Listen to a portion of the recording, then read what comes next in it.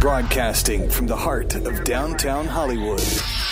This is SoFloRadio.com. SoFloRadio.com presents CEOmanship, becoming a leader in today's business world, with your host, Steve Gordon, CEO of Gordon Partnership Group, an international business consulting firm specializing in CEO bootcamp, sales team training, as well as client growth and retention. Visit GordonPartnershipGroup.com. Gordon Partnership Group. Your success is our business. And now, here's your host, Steve Gordon. Here we are. It's Monday, and we're back in beautiful Hollywood, Florida. How you doing, Steve? How you doing, George? I also want to introduce our special guest in studio today, Roy Moore. Good morning. Good morning, Roy. Good to have you in the studio. We have a lot to talk about, but if you don't mind, before I jump over to asking some questions, I want to just ask you, how was your Easter Passover? It was great. The Easter, specifically Easter, I had a wonderful Easter with the conjoined family. My family kind of conjoined family with two other families. And so we're kind of like a triad. And so we had a meeting of the three families on Easter, and it was great. We had a lot of brisket because it's an Irish thing to do. I'll tell you, brisket on Easter, and Guinness, and it was great. It was wonderful. It's very, very good. And when Lori grew up in the Bronx, when there was a meeting of the three families over Easter, it was very, very different. You had to check your bags at the door. Sure. Well, we have that element going on, but it's a very Florida white trash kind of a Cosa Nostra thing. Oh, it's always terrible. I always say this. When the show tanks in the first 30 to 45 seconds, sure. Right, it's never a good thing. I pre-disaster the show, so everything from here on out is smooth sailing. So I take it you didn't have anything very eventful going on this weekend. It was well, I thought that was great. It was a well-executed party, multi-generational with the children and the babies and the dogs and things. It was a great time. Right over here, just 5 minutes from where we sit in a beautiful yard with palm trees, and we were enjoying the weather and lamenting for our friends up north that still haven't realized that they're free to leave. Yep. That's right. Let's not tell them yet. Yeah, absolutely. And Roy, did you have a nice weekend? We did actually just spent time with the family and enjoyed Easter services, and then really, frankly, enjoyed the fact that the weather was fantastic on Sunday. Yeah, it was just beautiful. I mean, I'm telling you, it's yeah. My it's the sacrifices we make. Now they'll call us in August, Yeah, that's okay. It's easier to cool off, and you don't shovel sunshine. My brother-in-law put a picture up on Facebook yesterday, and it was a little patch of snow. He lives up in the suburbs of New York City, right. And he said, "I think this is the last of it." And I'm thinking, "Oh, you poor soul." Wow. But anyway, so be that. Anyway, welcome. My name is Steve Gordon. I am the CEO of Gordon Partnership Group, and we're based out of Jupiter, Florida. A full-service consulting firm, and this is CEOmanship, the radio show and television show for business owners. And so if you are a business owner and you'd like to be featured on CEOmanship, please give us an email. Shoot us an email, steve@gordonpartnership.com. We can be found online at Gordon Partnership, and, of course, you can listen to this show and all our archives, including our guest today who was on as a call-in 2 weeks ago at CEOmanship.com, and you can subscribe to our iTunes podcast. There you go. At iTunes.com. Just go to the podcast library and search for CEOmanship. So, normally, George, I ask you what you did this weekend, and we kind of start the show that way, and, Roy, you too. Yep. But this is one of those crazy days, or crazy stories, I should tell you. So, Lori, my wife, shameless plug, simplylorigordon.com, the health counselor. Anyway, by the way, are we going to talk about the contraband? What did she give you today? What's in the bag? She gave me. Do you remember what I told you it was? It was something chive. Not chive, no. chai. Chai. This is a chai pudding with bananas. It's really good. Bananas and chives. Mmm. There you go. Listen, there you go. I'm not going to eat it now. I just had lunch. It's very filling. I'm saving this, and I might not share with anyone. It's very sweet. It's really good. You'll like it. Thank you. And I'm sorry I didn't. Thank you, Lori. A second one, but we'll feed you next time. Come on over to the house. It's always a fiesta in our kitchen. But anyway, so Lori is driving my car, which with my two nieces, who are both under the age of 15. This is a crazy story. And she's up in the Jupiter, Florida area, and she's driving by a golf course. Top down on the car. Don't say that, George. I know where your head was going. Well, top down on the car, and the windows down. Beautiful day for that. All of a sudden, somebody must have shanked a golf ball. Oh, no. Boom, at like gosh knows how many miles an hour, right into the hood of the car. Now, I want you to understand, right? If you do the mathematics and understand where the ball hit the car, and yeah, it really dented the hood, but that's okay. Car can be fixed. Yeah. Imagine, I kept thinking, if that ball or that car was maybe 3 feet further forward, it would have been a disaster. Sure. Yeah. It's a timing really thing. got somebody hurt. You know, but I believe that, there are reasons for everything, and so we're protected. She was protected, thank goodness for that. But what a crazy story! And you don't never expect. You go to a ball game, right? And you expect, okay, it says in the back of the ticket that you are accepting responsibility for being here. And if a baseball goes into the crowd or a hockey puck goes into the stands, that's one thing. Yeah. But when you're driving down, a public road, Yep. I'm thinking to myself, who designed a golf course where somebody is driving a golf ball parallel to where cars are driving at 30 to 40 miles an hour? Yeah. The same Not people smart. that put airports right next to highways. I think it's the same guy. Yeah. Well, maybe. But with that said, very scary, and I think that the reaction always happens after it's over, and then all of a sudden Lori came home. She's like, all right, let me tell you I'm okay, but let me tell you what happened. And then all of a sudden I could see the body language changing, and then the panic hit, like, wow, that could have been really bad.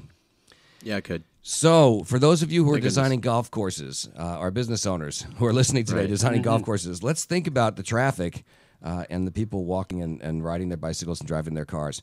Anyway, with that said, as I say, thank goodness everybody's okay, and there were disasters averted, and that was good. So, I have in the audience, we have in the studio with us today, Roy Moore. Now, Roy, you called in a couple weeks ago, and you were a great guest. You had a lot to talk about.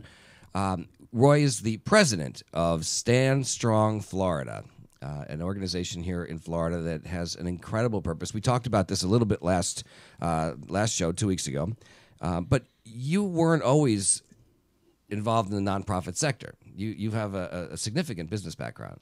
Yes, no. As a matter of fact, I was, for 25 some odd years, I've been a serial entrepreneur, and really had, other than just some stints along the way, doing some things for nonprofits as they would need help, and would be happy to sort of chime in and help out and get on a board here and there. But it was really all about how to, see how many sort of green patriots I could collect along the way. And I'm going to use that. Kind of, Green Patriots. I got it. You know what that means, right? Green Patriots? Yes, George. Money? Yes. Okay, yes, there you go. Just want to make sure. And there are certain ones more attractive than others, by the way. Yes. There you go. That's very good. You know which those are, right, George? Ben Franklin. He's a beautiful man. And yeah. That's why he said patriot, not presidents, because a lot of people think Ben was a president, but he was not. Indeed. Wow. Every once in a a while, so many other, he blows me away. So many other things. He was, boy. Like you're one of those people that knows a lot about things. Things. Yeah, trivia, boy. Before Google and Wikipedia, I was something. I'll tell you what, if we ever play Trivial Pursuit, you are my guy. Fountain of knowledge. Here we go. That's right. You're the guy at the party that everybody wants to hang out with. I'm obsolete now. Everybody's got a phone. That's right. You've been replaced by Siri. It's like, don't reach for your phone. Don't reach for your phone. I got it. Who needs you? So if I push your belly button, can I go, George, how far to the nearest PNC Bank ATM? 1.7 miles. Oh, goodness. Here we As go. the crow flies. So as a serial entrepreneur, what were some of the things that you were doing? Yeah, most of my early career was spent in the telecom field. Mm-hmm. So it was back when mobile was really taking off, and I say taking off. I'm kind of dating myself at this point. When you had a brick that you would talk into, that's kind of when I was getting started. So a lot of things, a lot of time spent on the telecom side, both in terms of the infrastructure as it relates to supporting the large carriers, also the fiber optic guys, MCI, when it was a good name back when, right, was a big account of ours, and then transitioning also to the wireless side. Like I had a company called Galaxy Engineering. We developed that into the second largest RF engineering business in the country. So sort of transitioned through that. Got a little bored with it and relocated down to Florida.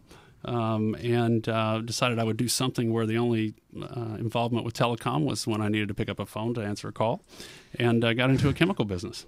And in the chemical business, it was a gentleman who was retiring, so I was able to pick it up, and we were able to really expand it in the big boxes, and enjoyed doing that for a while.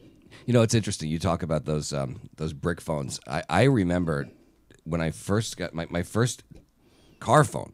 I have to say the word car phone, when you had the little pigtail antenna, and That's it was right. really cool. Yeah. In fact, it was so cool that people who couldn't afford the phones put the antennas on that they got like at Walmart for like $3 just to look like they had a phone. That's right. And it was like $1 a minute, and it was one of those things where I was in the medical software industry, and I would be calling on doctors and hospitals, and so I needed these to be able to communicate, and yet my boss would always say, that phone's $1 a minute. Did you really need to make that call? I mean, can you imagine now? And the kids today take it so for granted. And then my original phone, I actually watched a movie on Netflix the other day, and somebody picked up one of those phones that look like Get Smart shoe phone. Yeah, absolutely. And I realized how old that movie had to have been because of the telephone. So, Miami Vice, Don Johnson, he carried around a brick. I mean, that was the cool thing, right? It was very cool. And then do you remember the flip phones? Right, that was pretty cool too. Sure. Yep. And then the phones where you had to tap the keypad 3 times for each letter. If you wanted to tap text a C, you had to go the 1 or 2. It was like 3 times. I would create passwords specifically with the first character so that I wouldn't have to press and wait. That's pretty good. So now everybody knows your passwords. Oh, yeah. And then you moved over to BlackBerry, right? BlackBerry was the big I thing. did And there's not- still people who can't give that up. You know what? I remember when Lori... My brother. we switched to the iPhones because old. everybody said, okay, you got to get an iPhone. And so Lori goes, all right, we have our contracts are up. Let's get the iPhones. And there it was, the first iPhone. Maybe it was the 4 or the 5. And it sat on the island in our kitchen. Now, I set mine up because I'm a geek that way, right? I'm very impetuous. And I sat there and I go, Lori, you got to switch your phone. And she couldn't because she was so addicted to that Crackberry that she just could not let it go. And it sat there for probably a week or two. And then finally, I just said, look, come on, just give it a try. And now, we can't pull the iPhone away, but there'll be something else, I'm sure. Absolutely. So, yeah, so it's an interesting, it's interesting that you're in that industry and you've watched so much change. I think about the kids today that take for granted, as I started to say before, what they have in their hand. When I remember when I first started selling software, gosh, it must be 30 years ago if I'm dating myself, and I would fly around the country with one of those old compact briefcase or suitcase computers. Do you remember those? Where the keypad folded out in front? And the screen was about this big, right? It was just orange or maybe green if you were lucky. And now you can do more on your cheap cell phone than you could on that computer. So it's fascinating to me. I met one of our daughter's friends came to the house the other night, and she was going to start medical school in the fall. And we said, well, what do you want to do? And she said, well, I think I want to go into neurology. And we had this conversation. I said to her, it's so fascinating because with things like 3D imaging and all of the technology that's available to you today, it's such a different field than it even was maybe 5 or 8 or 10 years ago. So, I'm a big techno geek. For those who listen all the time, they know that I'm an engineer by trade, but the closest I come to engineering and programming is downloading an app. So I'm kind of like you with the mobile industry. I kind of got bored and couldn't sit in a little fried on it. Yep. Yeah, a little fried. And I think that when you are a serial entrepreneur, and this is probably a good segue, you can't do too much of the same thing. And then you have to kind of go to the next one, to be excited. And so you moved then into the chemical industry. How do you go from telecommunication to chemicals? Well, it was a decision. Because as you develop the skills, skills associated with running a business, you can while the connections are different and the channels are different, and frankly, that was the thrill of the deal. I just wanted to come in and understand something that I hadn't done before. I play at lower stakes. The telecom side was pretty high stakes. The chemical started out as small stakes and developed some intellectual property and learned some things from people there, and it went really, really well. It was one of those things where There was somebody that we were doing business with decided they wanted to buy the business. We transitioned out, and then I went back to technology. Went back into smart grid business. So, wow. So you've been all over the place. So if you were giving advice to somebody maybe just coming out of school, and they said, well, the job market's pretty tough, and I'm pretty, entrepreneurial. I sold T-shirts at concerts, and I was doing this and doing that. And I'm the kind of kid that's always looking for a way to make money, and they're hardworking. Would you encourage that young man or woman to go into a business on their own today? Or do you think you'd encourage them to try to go into the corporate world a little bit first to learn about business, or maybe mentor up with somebody? I mean, what advice would you give to maybe your own child who was in their 20s, for example, if that were the case? Yeah, absolutely. Well, the first thing I would say is, where's your passion? Where are you excited? What excites you? What do you feel like when you're doing it? You may be working, but you may be earning a wage, but it's like breathing. You love it. Right. And for some people that's a vertical. It's a particular industry or what have you. And for some people it's just the thrill of commerce. And it could be in a broad range of things. But I would say, find out first of all what you really enjoy. And that's the first thing. Second thing I would say is to find somebody who's already in that business from whom you can learn, partner up. Or when I say partner up, really you probably go to work for somebody. Make sure they're a good entrepreneur, because just as you can learn good habits, you can learn bad. And that's great advice. And fiscal responsibility is important. Everybody can talk about vision and purpose and all that kind of stuff, but when you run out of cash, not much else that you can do. We've been talking about this, haven't we, George? Yeah, yes, we have. Roy already knows that this is a very accidental business, but I got a couple of those elements checked off. It's where my passion is. Being a ham, and right. And I certainly learned the business from the inside out. But we now do what? But we do talk about monetizing this all Sure. the time, and how to Absolutely. to turn this into a revenue generating machine. George puts himself out there all the time, and he's very happy to let our audience know where his flaws are and where his my strengths are. Exactly. So work out. There you go. Well, I think that's excellent advice. The other thing I think about too is that today, youth, young adults that are coming out of school, have an opportunity to take advantage of the technology that's around us. Just kind of follow what we're talking about. It's possible. I mean, look, not everybody's going to be the next, Bill Gates, Steve Jobs, or Zuckerberg or whatever. But you don't need to make billions of dollars. I mean, there's lots of great ideas out there, and I'm sure out of necessity, often we create the next great project. And I think about my own children, and the creative ones are like me. They're going, okay, well, what about this? What about this? Well, this doesn't work. What if we tried it this way? And I encourage that creative thinking. And I encourage, I would encourage my own kids to start a business if they wanted to, even right out of school, because you can do it for very, very little money. And since they're going to be living at home with us anyway, for the next 20 years, right. What's the difference if they don't make any money, right? Right. But you can be a mentor as well, right? So it's a little bit different, path. So yeah, I agree with you. I always tell people to, if you want to be the best plumber in the world, don't go find yourself a surgeon.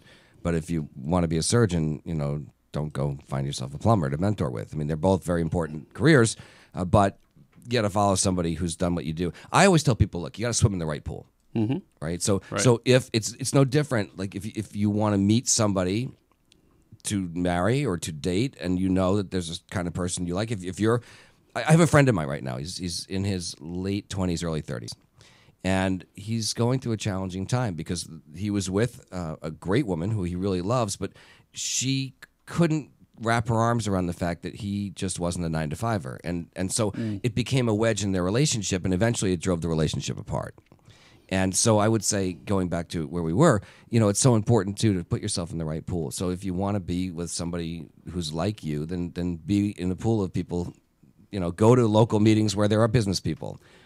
Go to business trade shows. Go work for somebody who has a corporation that specializes in the things that you love, because you're going to meet somebody there who loves the same thing. And we used to say, it's hard to soar with eagles when you flock with turkeys. Did you get that, George? I did not. That was, it's kind of a thing. It's talking about it's hard to soar with eagles when you flock with turkeys. So you need to make sure rejoin music over here. That's good. Now I get it. Well, it is true, and so I know that every one of us has mentors. Did you have any particular mentors, or do you have any mentors even at this point in your life? Yes, I had lots of mentors along the way. Lots of mentors, and it's funny because I undergraduate business, right, accounting and finance, graduate school, went to business school, and focused on industrial marketing and capital markets. And so I felt like I had sort of the tool set to do what I needed to do. I was also raised by very successful entrepreneurs who taught me from a very early age what it meant to be an entrepreneur and had me purposely working in all different areas of a particular business. So that was laid a foundation. However, when I came out of business school, went into a general management consulting firm. I had the great privilege of working with a man by the name of Fred Sturdivant. Fred taught at Harvard Business School for 15 years. And he was one of those guys who taught you things that weren't in the book. So, for example, if I could just share one thing. Yeah, please. So, I'm smiling. I was writing a proposal for, it's general management consulting, right? So you write proposals and that sort of thing when you first come in. I'm writing a proposal, developed the language and wrote it and submitted it to him. And then he said, okay, Roy said, come in. He said, everything in this letter is factually correct. There's nothing wrong. The grammar's great. The prose are fine. Everything's good. He said, but let me tell you the way I think about a letter. And I think about it obviously to this day. This is 25 years later. He said, I think about the intro paragraph as the handshake, the hello. And he said, and I think about the last paragraph as the kiss goodbye. And he said, you need to think about that. He said, what I read here is very mechanical in the way you started it and very mechanical in the way you closed it. And little things like that just made a huge difference in my career. Touch people when you're giving them bad news, and a whole host of sort of little things that made a huge difference. And I watched the master. He was awesome. It's interesting that not only did you remember the story, but you remember the name. Indeed. And when I have guests on the show like yourself, I often ask questions like, were you raised in a household? What did your parents do? And do you have a particular mentor? And everybody remembers the name of at least one or two people, and they can remember the scene, and they remember what that person said. And typically, those people are very compassionate. They are sharing with their time. Mm-hmm. They are not selfish, which I guess goes with the first two. And the other thing is often you have a teacher or a coach in your life too. I ask people all the time, well, who influenced your life? And they can go, I was in third grade or fifth grade, and they can remember the name of that person and what that person said, like you did, and that recall. And it should make us, as we're listening to the show today, and in the future on our archive, it should make you really think about how you talk and communicate to people, because your words can change people's lives. Indeed. And I would like to think that when I speak with people that I can convey that message. I know that my wife is really good at that, which is why she's a counselor, and she's very compassionate in the way she works and communicates with people, better than I am, and I learn from her all the time. But what I've learned is that you can also ruin a person's day and not mean to. The other day I was watching something on. I don't remember where. Oh, I know what it was. It was actually at a religious service, right? And they invited some children up to sing, and one of the kids, I guess he forgot some words, all right, and somebody in the audience, I don't know what happened, not the audience, but somebody sitting watching, kind of said something, and I thought, wow, that could really traumatize that kid. Like it wasn't meant to be, and it was so inappropriate. But we have to think about the fact that everything we do stays with people, and that could come back 5 years later. This could have been a kid who had been a great public speaker, or had no fear to get up there, right? Was willing to get up and sing and speak in front of the entire room. When they just said, would anybody like to come up? And he was like, let's go. And now one little tiny trauma, and we could have changed a career. So all these things are so important. Absolutely. Well, I think if you go, on Saturdays and listen to coaches speak to kids on the field, and you find some of the parents who are playing the game out through their kids, and that sort of thing. It's the same sort of program. Don't find it as much in the theater side, but you find, because everybody's supposed to be quiet and listen and understand. But on the field, much different program. It was hard. I actually coached ice hockey, my son's hockey, all the way until he got to high school, at which point I wasn't able to coach anymore. And when I was coaching, I would listen to the fans in the stand, and I would be thinking, these are your kids. Come on, let them have fun. In fact, it got to the point where I even would start the season by gathering all the parents together. And where I lived and the level I taught at, I'm pretty confident that nobody's going to make the NHL. And I would tell these parents, look, I'm fairly confident we're going to do our best to get them there. But I don't know that there's anybody who's on this team at the B level, in high school, that is going to be playing in the NHL in the next 10 years or so. So with that said, look, let's hold our comments. Let's be easy on the kids. Let them have fun. My job is to bring out the best in your children, to grow them as people, to make them confident, strong, great men and women that look back on this experience when they're 20, 30, 40, 50 years old and go, wow, that was a great experience. He was a great coach. He always encouraged us.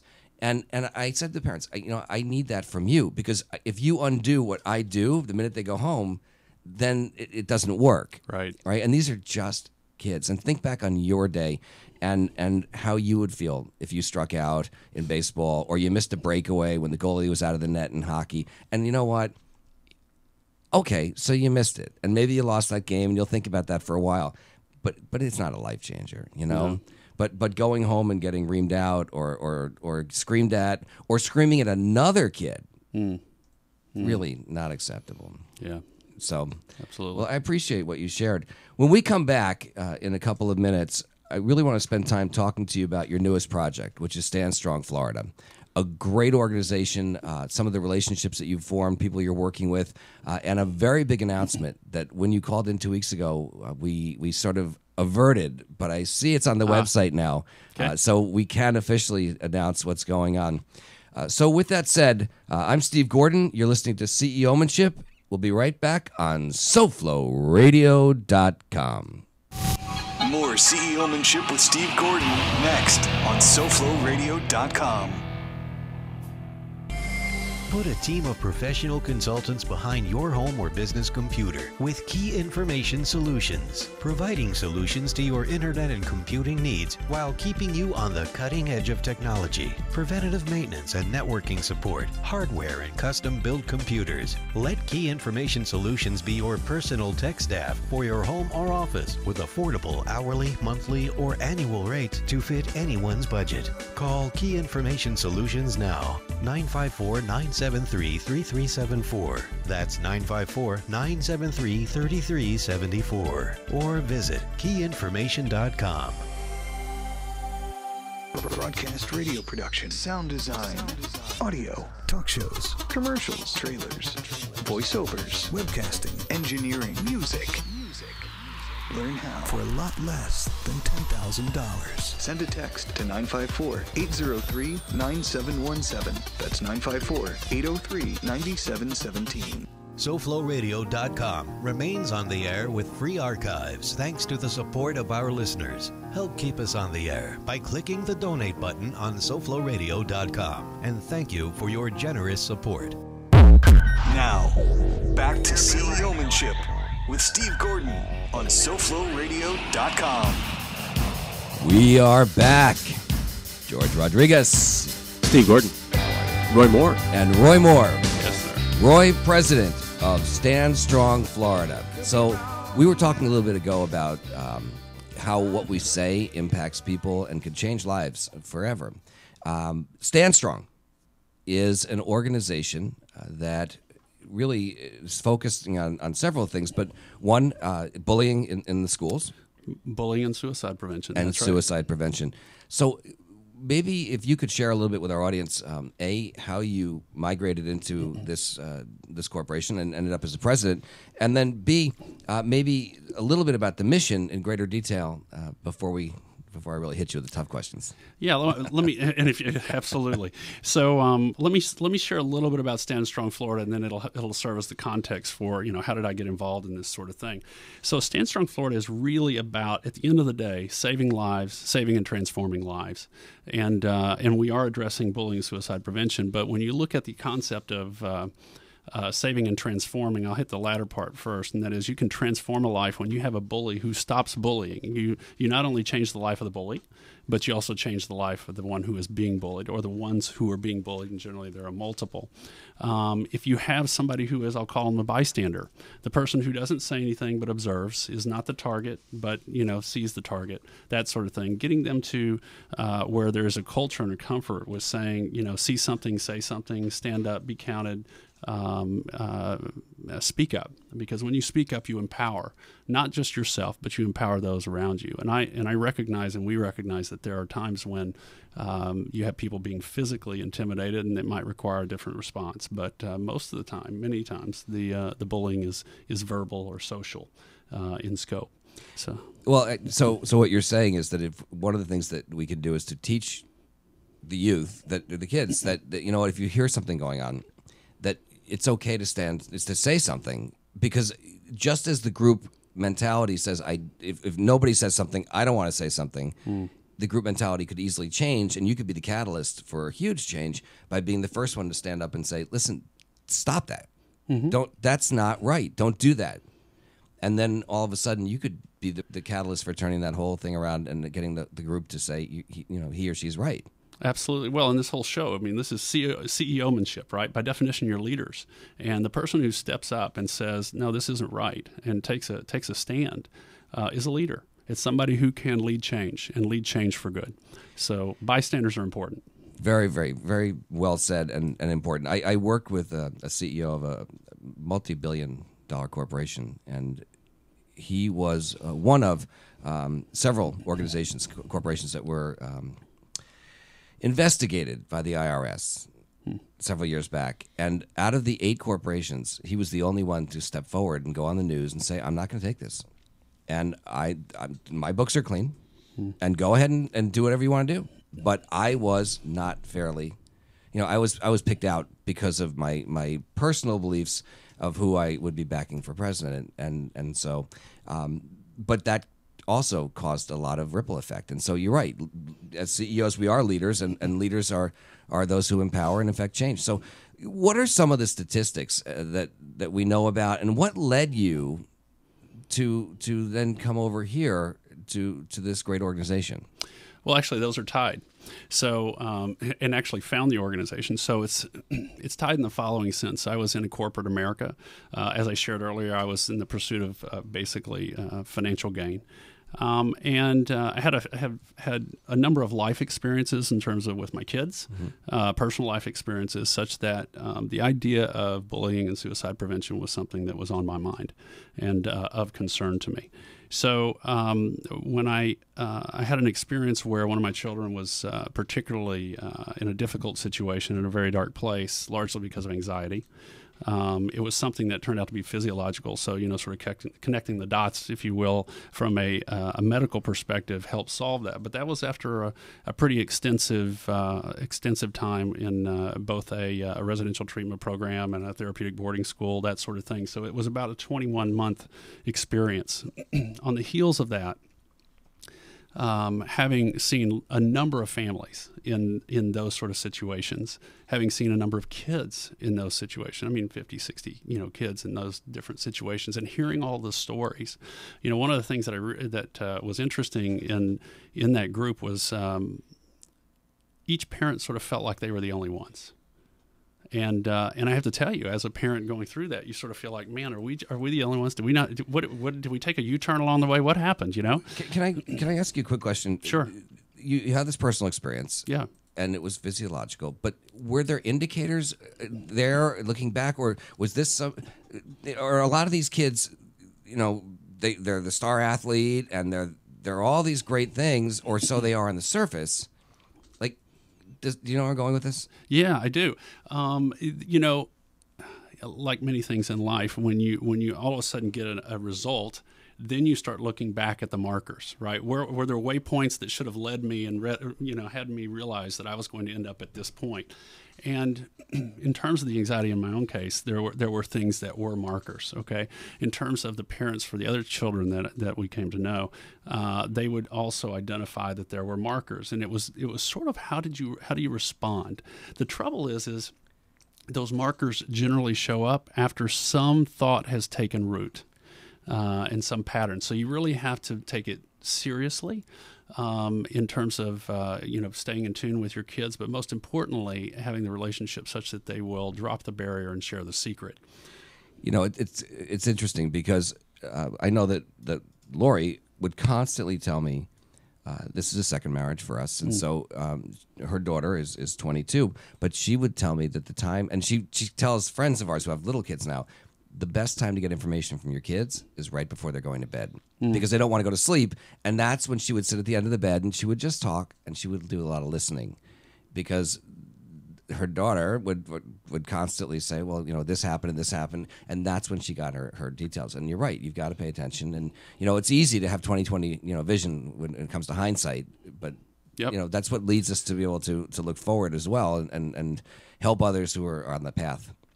Well, and the other thing is spend time. I mean, you can't have a deep conversation, or you can't be around when a teenager, for example, wants to share something if you're not there. It comes for me. It's just being purposeful about shoulder to shoulder time. So it may be just riding in a car, but sometimes that's when you hear it. I mean, I don't care whether it's picking your child up from school or what have you, or Right. it could be a purposeful dinner that's just a dad and lad night type of thing. So that was my personal experience that I was sharing a little bit about. But what the hard pivot, Steve, happened, and George, when I was sharing that you think you're the only one. And then I took a look at something that the CDC does. It's a survey that they make every year, have done for over a decade. It's called the Teen Risk Behavior Surveillance Report, a name that only a bureaucrat could enjoy. So it was a report, and basically they look at teen risk behavior, and it could be something as simple as, did you wear your helmet when you ride your bicycle, or have you engaged in drug use and those sorts of things. But there are also statistics as it relates to bullying and violence and suicide. And when I looked at that, it basically troubled me greatly. And I'll just share a couple of things with you. For example, if you look at it, one of the questions is, in the last 12 months, and this is addressed to 9th through 12th graders only, okay, across the nation, in the last 12 months, have you attempted suicide one or more times? And the rate was 8% of our 9th through 12th graders have attempted suicide one or more times. That's a call for help. 2.7% of those actually needed a doctor's care in order to recover, generally a poisoning or something like that. It was a shocker to me because I'm going through a program with a child and then finding out that this is so pervasive, and then recognizing that yet you feel alone. What I really came to the conclusion of is secrecy and remaining silent is the friend of this particular cause. Well, pardon me. It's the friend of supporting that sort of behavior. It's the enemy of what our cause is about. We want people to stand up and step up. Well, I think that there's so much associated with a quote-unquote stigma that people don't want to talk about it. And parents probably take it very much to heart, like it's their fault. And so instead of doing the right thing, which you're saying, which is to communicate, be open about it, look, 8% is 1 out of every 12 children. That means if you have a class of 24 kids, right, you're talking about 2 kids in every class, not every grade, George. No, we're talking about a classroom of 24 children, statistically 2 of them in every classroom, 9th through 12th, across the entire United States of America. When you put it that way, it's staggering. Say 8%, it kind of sounds like a number. Yeah, no, I'm with you. I'm with you. Well, 8% sounds like a number. Well, it does actually equate to a number. If you take, I'm going to take Florida statistics because I'm aware of them. If you got about 1 million 9th through 12th graders in the state, let me just put a number on that. It's 80,000 kids try to end their lives this year. Okay, that's a huge number, and that's just in this state. So it's something that's important. It also plays into the bullying, though, because as it turns out, when people get to that sort of dark place, about half of those instances are as a result of bullying. And one of the things that I'm excited about is Nick Vujicic coming to town and speaking in high schools, because Nick has an incredible gift. to deliver a message that says, your bullying could cause somebody else to end their life. And one of the things that we need to make a commitment on, two commitments, if I could wave a magic wand and have this happen, one is I would never ever say things to somebody that would be such that it could possibly cause somebody in their life. And the second thing is make a pact that you'll never make that choice. You'll never end your life. Well, I'm glad you mentioned Nick. Nick's going to be a guest on the show in several weeks, and we're just trying to tie that together. And we'll share with our audience what is going on with Nick and with Stand Strong in a minute. But for those who don't know Nick was born without arms and legs, and when he was, I believe, 10 years old, wanted to end his own life. Yes. And was the subject of a lot of teasing, and has gone on to become an unbelievably well-known, renowned international speaker, speaks to children about, and if anybody can relate, to get to the kids and say, hey, listen, it's not like somebody like a pro athlete going, don't bully. And the kids look and go, well, look, you were the star quarterback. You're great looking. You got TV commercials. You're making millions of dollars a year.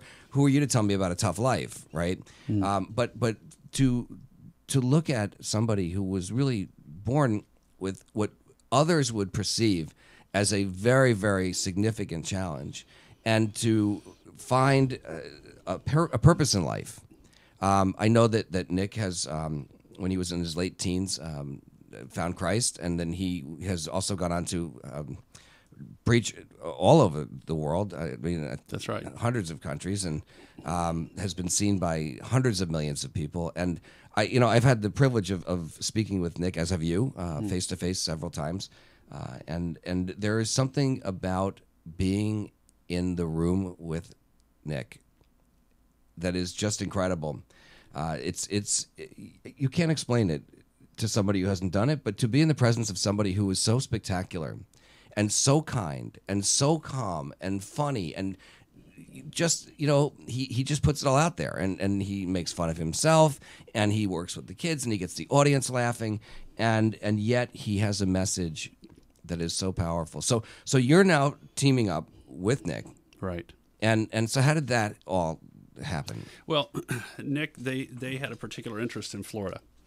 And so I found myself in a meeting with them, and deciding that this would be a cause worth getting behind.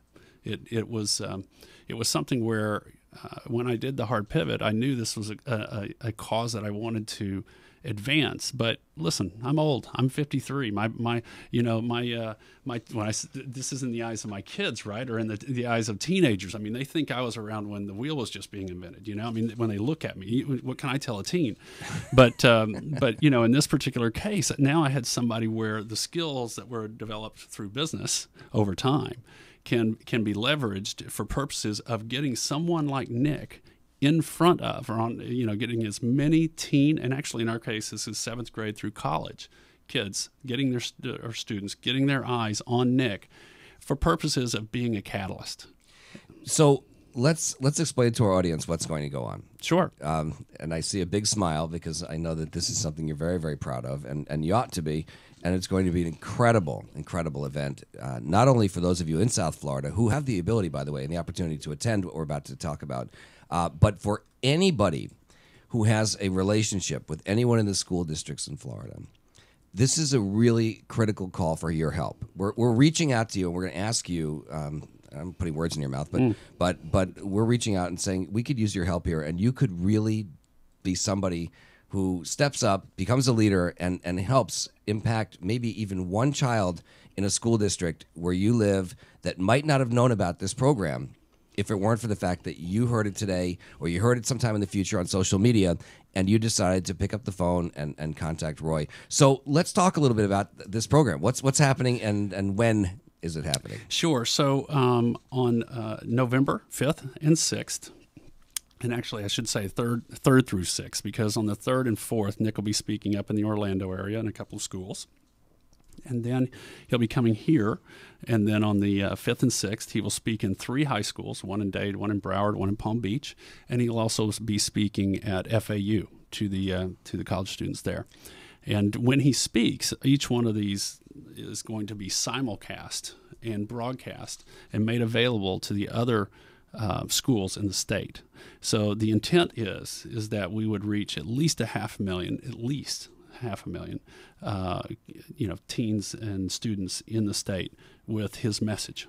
So if I understand correctly, let's take the third and fourth. I don't want to take them out of this conversation, but those will be other events. But the simulcast events will be on the 5th, 6th, and 7th of November. No, 5th and 6th. And the 7th is a different event. That's something Nick is doing, which is sort of an evangelistic event in FAU Stadium that will be simulcast. But Stand Strong Florida is focused on bullying and suicide prevention. Understand. So, and FAU, for those of you who aren't from the area, is Florida Atlantic University in Boca Raton, Florida. Correct. And so the idea will be that when he speaks at these schools in the 3 counties, and the simulcast goes on, your objective is that you would like to have schools then tap into the simulcast, bring the kids into maybe the auditorium or in their classrooms. I guess, I'm dating myself, the auditorium. They probably have generally into gyms. Okay. Into gyms, and ideally gather the kids together, and as much as you can,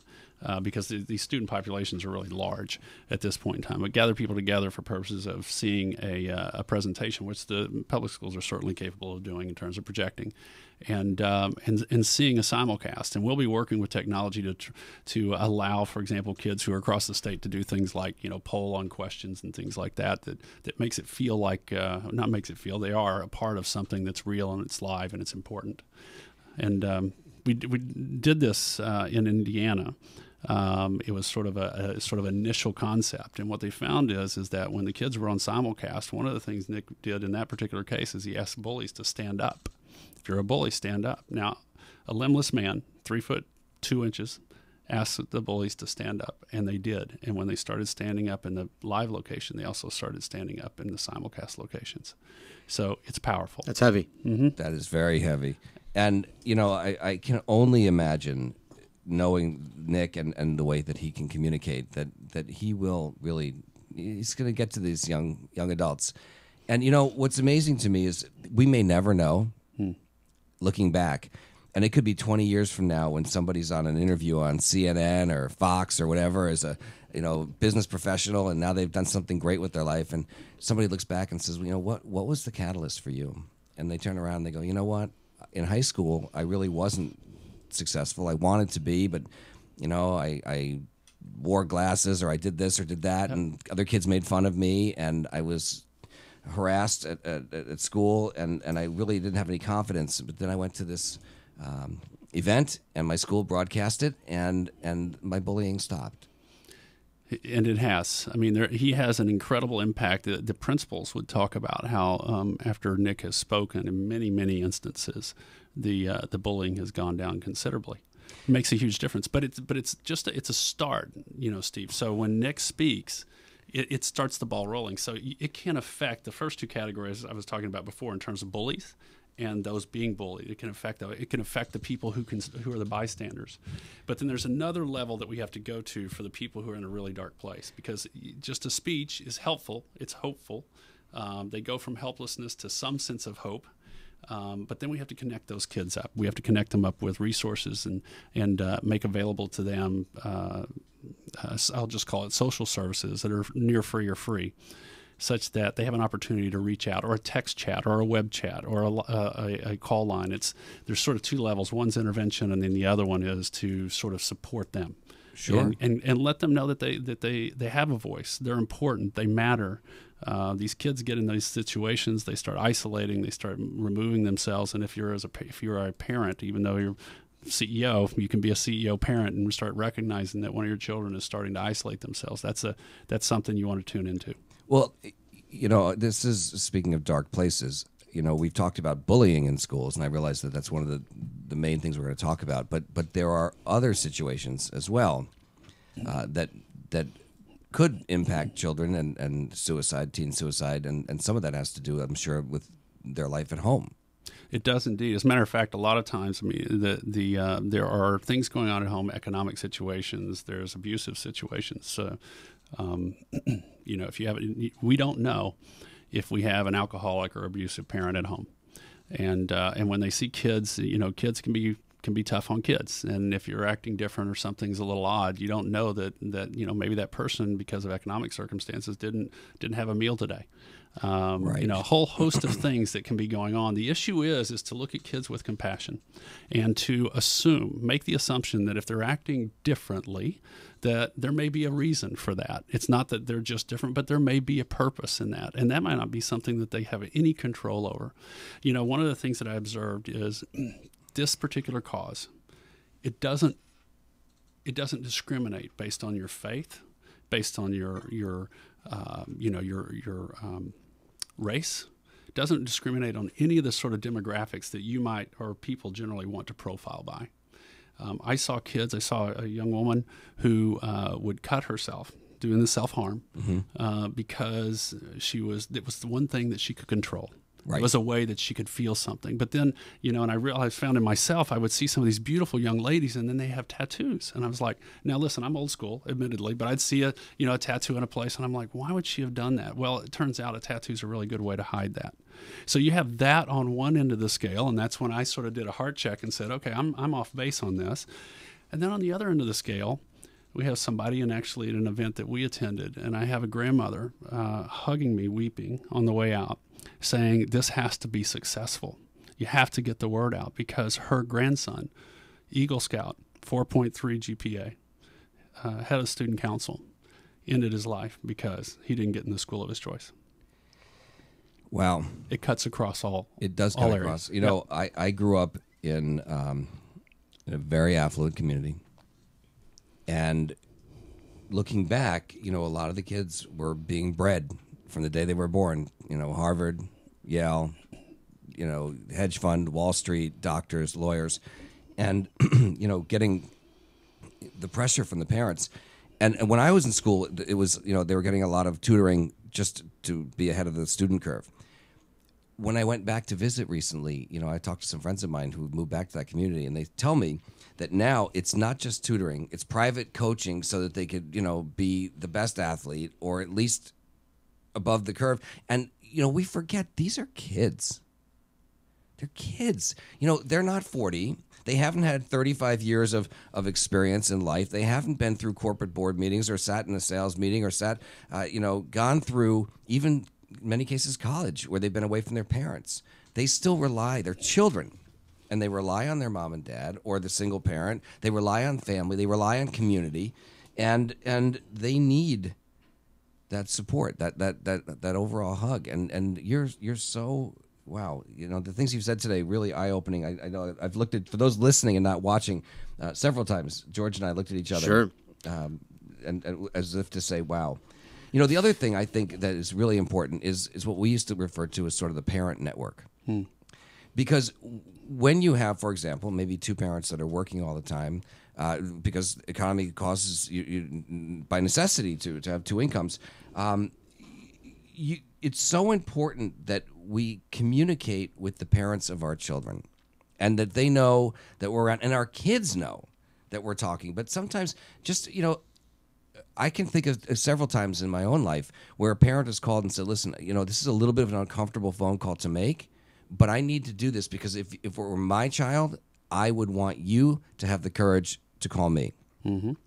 And, I saw something with one of your kids I just want to bring to your attention. And you know what? That's hard. That's what we're talking about, too, with the kids standing up and saying, don't do this. And it's just as hard. But if we teach our kids to do it, maybe they'll be even better at doing it by the time they're the parents. Absolutely. Well, and there's a saying that, hurt people, right? And there are parents in here who have been hurt as well. And so they start seeing something play out. And having those sort of positive behavioral models is really very, very helpful to these kids.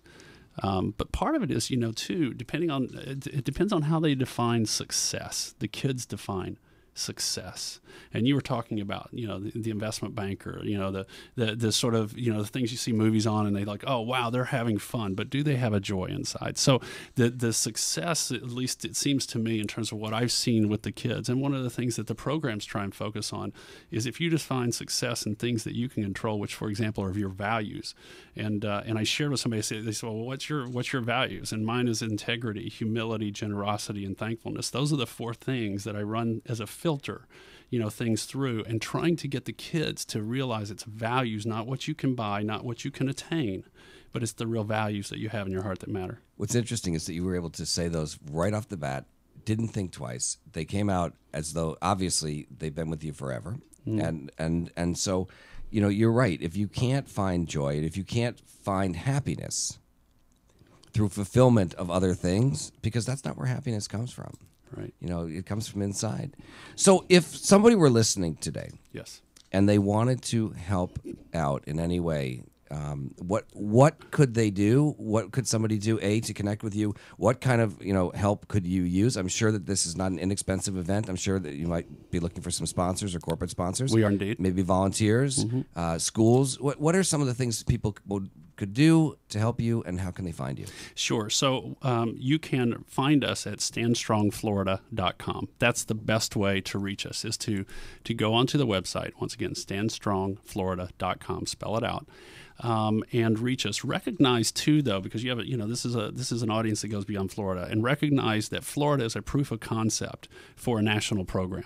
So we are trying to make sure that we and I'll use the business terms, we're trying to get best practices in place, right? We're trying to make sure that the metrics are in place, and the outcome-based treatments and therapies and are in fact honed as much as we can in sort of stage 2 after Indiana, and we're going to try and advance that. But if they go to the site, so if you have somebody, if you're in New York and you happen to say, you know what, I'm really interested in this sort of program, I'm not in Florida, but I'm interested in this program, go to standstrongflorida.com. When you send an email, it will come to me or someone in the organization, and we will follow up. I promise you. As a matter of fact, even from the last discussion we had some emails that came in, and we did follow up with folks, and we're nice enough to help. But we can't. I mean, this is not insignificant in terms of cost. It's about $500,000 to do the whole program, but about in terms of Stand Strong Florida, the part on bullying suicide, it's about $250,000, and we need corporate sponsors who care. And we want to start off in Florida, and then we want to go beyond. So I know that our audience cares. And another thing that you could do, and I'm asking you to do, is take this video or take this audio and share it. Share it on with your friends on social media. Put it up on with your LinkedIn groups, your business people, and you as part of I believe our obligation as businessmen and women is to give back. And so a little thing like just sharing it with people Maybe you're in New York and you don't have the power to connect with anybody there, but you know somebody in another state. It doesn't matter. All of this is important, and think of the kids. Think about where you are today that you can listen to this, and where you would have been maybe if your life had just been a little different, or you had been this child that was bullied or depressed because you're afraid to go to school or afraid to come home. All of the above. So Roy Moore, president of Stand Strong Florida, thank you so much for coming in today and joining us in studio. It was great to have you. You're a great guest, and you're welcome anytime. I know that Lori and I are very excited to be part of this, and we've been communicating with you and also with Nick, and we will be very involved in whatever we can do from this end, and also just being hands-on, because this means a lot to us, and we want to help, and we want our friends to help. George? Steve? Another Monday. And here we are. Here we are. So thank you very, very much. As I said, thank you for the opportunity. Oh, it's a pleasure. You're great, and I'm glad to have you. And George, I will look forward to seeing you next Monday. I'm Steve Gordon. I am the CEO of the Gordon Partnership Group, and you've been listening to CEOmanship on SoFlo Radio and SoFloTelevision.com.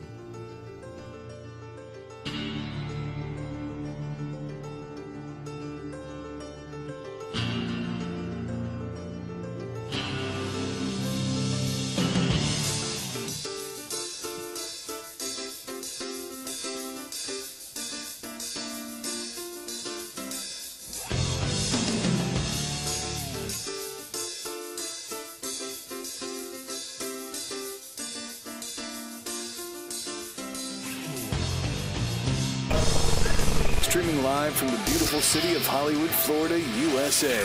This is SoFloRadio.com.